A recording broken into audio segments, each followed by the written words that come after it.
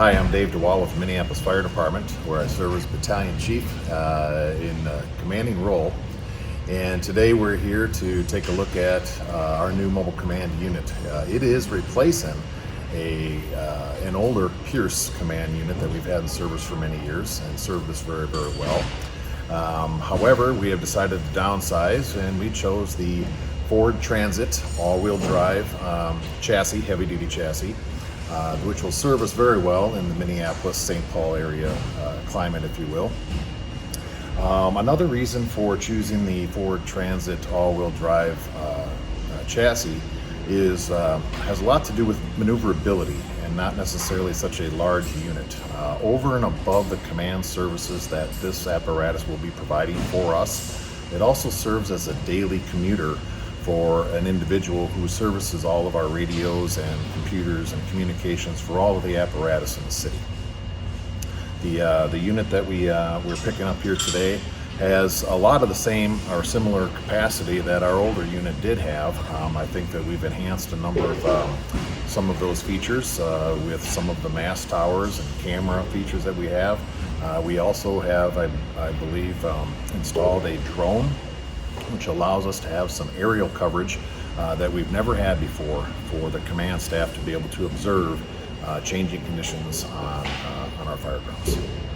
Here we are at the back of the vehicle, and you can see, if you get in position here, that we have a remote television set up to a tuner feed, as well as having the ability to link into our photokite drone to be able to show what the drone is seeing here on the television. Should we choose to want to have meetings to brief other command or other staff on the scene, we can take the TV down and we can position it on a tripod, and we have additional connections over here to hook into the internet for that feed if we want to. You'll notice we also have installed an awning back here for that purpose, and also to keep some of the communication system back here dry should it be raining. Underneath here, I think you saw earlier that we have a 7 kW generator. And if we wanted to move any of our command briefings around to the other side under a bigger awning, we can do that. Our larger awning and our external network connections to be able to install all of our communications. In addition to the network connections, we also have an exterior intercom so that the door can remain closed and we can communicate with individuals from the outside, allowing them access if needed. And we're back in the interior now, and I'll just start over here over my shoulder here to the right.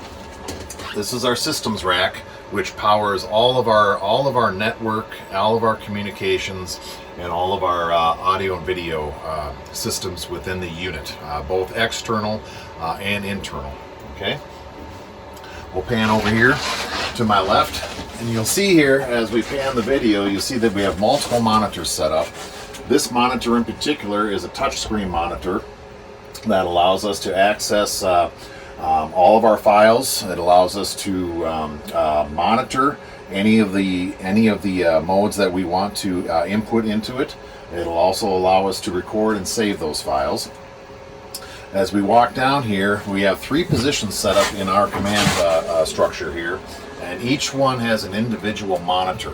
We also have the ability with the Extron switcher to be able to switch whatever mode we want any one of the monitors to be able to receive. We can pull up that on any one of the monitors, and they are all listed here in a nice little handy card for us so we don't forget.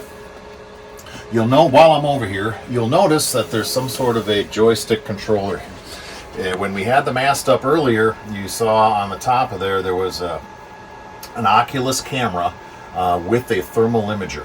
Well, this remote controller allows us interior to control that camera as well as the thermal imager and bring it up on any one of the monitors that we want to for our observation. It's all interior control. So as I said, we have 3 positions inside this unit. We have all of our SETCOMs that are set up in front of the position. It'll be very typical for the position number 3, the chair that I'm sitting in, for this to be more of a technical position, and that technical position in our organization is assigned to the driver or the daily driver of this piece of apparatus. The next 2 positions will be taken up by command personnel. Typically, the commanding officer will take up position 1, and a commanding aide, if you will, or a chief's aide, if you will, can take up the position number 2. We all can have our own individual monitors, as I said before, and you'll notice we customize the driver's side of the unit by installing a custom window out the left-hand side. This allows us to observe on the scene, as well as observe monitoring cameras and multiple cameras that we have on the scene, as well as capturing our information that we want off of our monitors. There's ample storage up above should we have a need to store other items. When we get this back to the city, we have plans to install printers and coffee makers and other things like that that may be of use to the command staff at long stands. In addition to us being able to control our own monitors, we also have the ability to bring in an external computer and connect it below our cabinet here into a network connection that will allow us to access that computer should we need to for any business need and bring it up on the appropriate monitor, or to just allow the standalone computer to function by itself. Okay, this is the PhotoKite tethered version of our drone. We did purchase the Pelican box case version so that it could be portable on the scene. You can see in some of the earlier video how it is connected to shore power. If we don't have access to shore power, we also have a portable generator we can bring with us to power up the unit. All of the power is provided by the base of the unit, and the drone itself is tethered onto a string. The drone is fully powered by the pad that you see here. I can go to a maximum of 150 feet in the air, and I have full control of the camera as well as full control of the thermal imager. I can switch back and forth from picture in picture depending on which view I wanted to see. The whole system here will also record images for us.